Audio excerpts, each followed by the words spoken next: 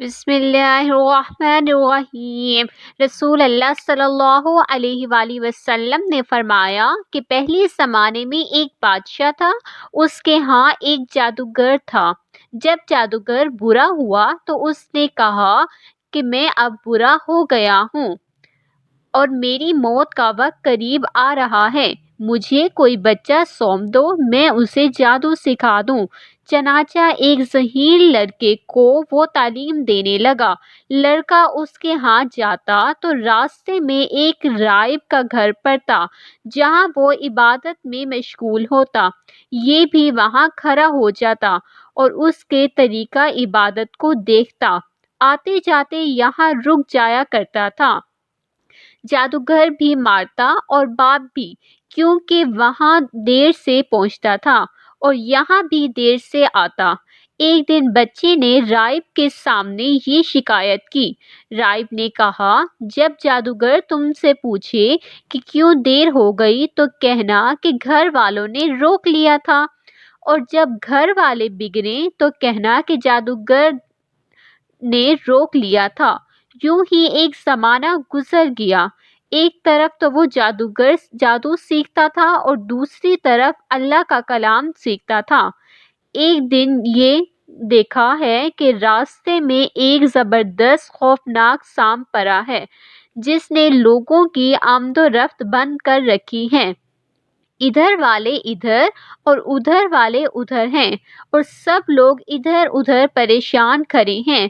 اس نے اپنے دل میں سوچا کہ آج موقع اچھا ہے کہ میں امتحان لوں، راہب کے دین اللہ کو پسند ہے یا جادوگر کا۔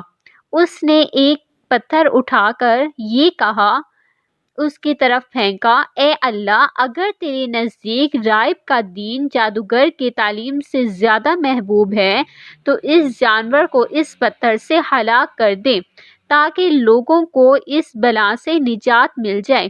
پتھر لگتے ہی وہ جانور ہلاک ہو گیا اور لوگوں کا آنا جانا شروع ہو گیا، اور پھر لڑکے نے جا کر راہب کو خبر دی۔ اس نے کہا، پیارے بچے، آج کے دن تو مجھ سے افضل ہے، اب اللہ کی طرف سے تیری آزمائش ہوگی۔ اگر ایسا ہوا تو لوگوں کو میری خبر نہ کرنا۔ اب اس بچے کے پاس حاجت مند لوگ آنے لگے۔ اس کی دعا سے اندھے، بوڑھے، بیمار شفا ہونے لگے۔ بادشاہ کے ایک نابینا وزیر کے کان میں یہ بات پڑی۔ وہ بڑے تحفے تحائف لے کر حاضر ہوا اور کہنے لگا کہ مجھے شفا دے دیں تو یہ سب کچھ آپ کو دے دوں گا۔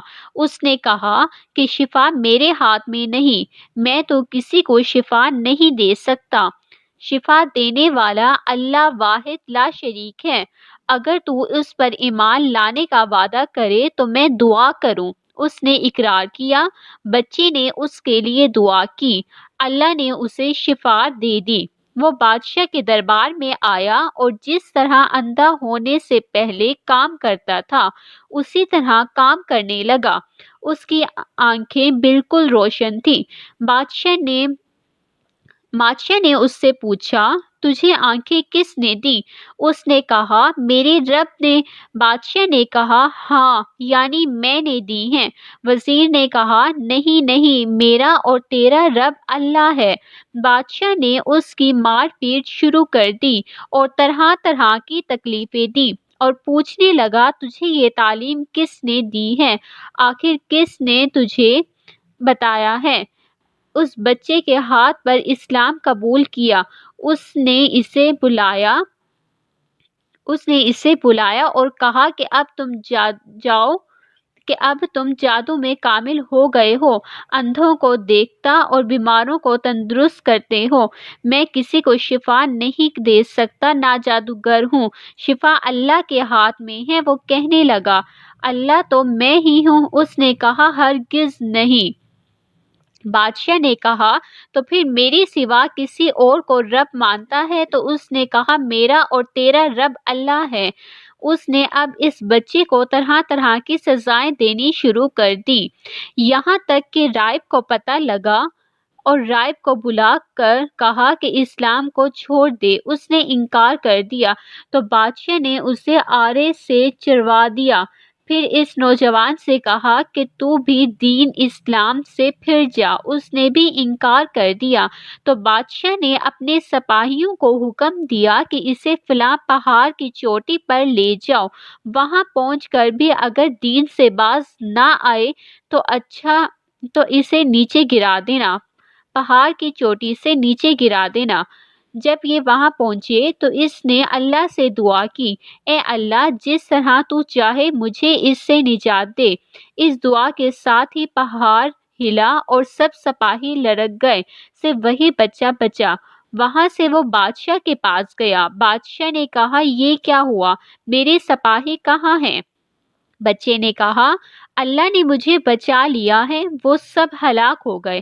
بادشاہ نے اپنے دوسرے سپاہیوں کو حکم دیا کہ اسے کشتی میں بٹھا کر لے جاؤ اور سمندر میں پھینک آؤ۔ یہ لوگ اسے لے کر چلے، بیچ سمندر کے پہنچ کر جب اسے پھینکنا چاہا تو پھر وہی دعا کی، اے اللہ، جس طرح تو چاہے مجھے ان سے بچا لے۔ دعا کے ساتھ ہی موج اٹھی اور سارے کے سارے سپاہی سمندر میں ڈوب گئے، صرف وہی بچہ بچا۔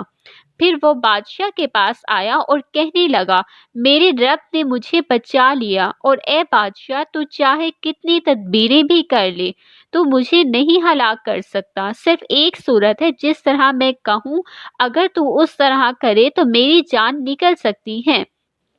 اس بچے نے کہا، تمام لوگوں کو ایک میدان میں اکٹھا کرو اور پھر کھجور کے تنے پر مجھے سولی چڑھاؤ اور پھر تیر میرے گمان پر چڑھاؤ، اور اللہ کے نام سے جو اس بچے کا رب ہے پڑھ کر تیر میری طرف پھینک دو، وہ مجھے لگے گا اور میں مر جاؤں گا۔ بادشاہ نے یہی کیا، تیر بچے کو پر پھینکا اور اس کا اپنا ہاتھ اس جگہ رکھ دیا۔ چاروں طرف سے یہ آوازیں بلند ہونے لگیں، ہم اس بچے کے رب پر ایمان لائے۔ یہ حال دیکھ کر بادشاہ کے ساتھی بڑے گھبرائے اور کہنے لگے، ہم تو اس بچے کی ترکیب سمجھے ہی نہیں، اس کا اثر کیا پڑا؟ سب لوگ دین اسلام میں داخل ہو گئے۔ ہم نے تو اسے اس لیے قتل کیا تھا کہ کہیں اس کا مذہب پھیل نہ جائے، لیکن جو ڈر تھا سامنے آ ہی گیا اور سب مسلمان ہو گئے۔ بادشاہ نے کہا، اچھا یہ کرو کہ تمام محلوں اور راستوں میں خندقیں کھدواؤ، ان میں لکڑیاں بھرو اور آگ لگا دو، اور جو اس دین سے پھر جائے اور ان کو اس میں پھینک دو۔